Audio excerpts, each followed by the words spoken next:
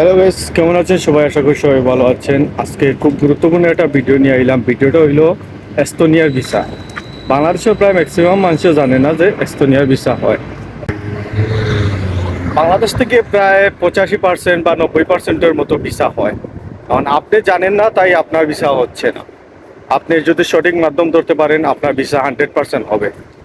অথবা proper documents দিতে পারলে আপনার 100% ভিসা হবে। অথবা আপনি চাইলে নিজে নিজে আবেদন করতে পারবেন।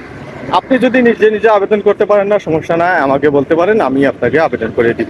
প্লাম্বার, ইলেকট্রিশিয়ান, তারপরে এগ্রিকালচারের দিক দিয়ে প্রচুর মানুষ লাগে এস্তোনিয়া।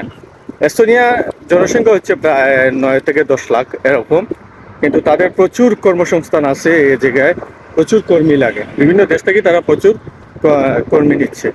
তো আপনি চাইলে আবেদন করতে পারেন, অথবা বিভিন্ন একটা মাধ্যম ধরে আপনি যেতে পারেন। যদি এস্তোনিয়ার আবেদন করতে চান, অবশ্যই নক দিতে পারেন, ইনশাল্লাহ আমি আবেদন করে দেবো। তো সবাই ভালো থাকুন, সুস্থ থাকুন, আসসালামু আলাইকুম।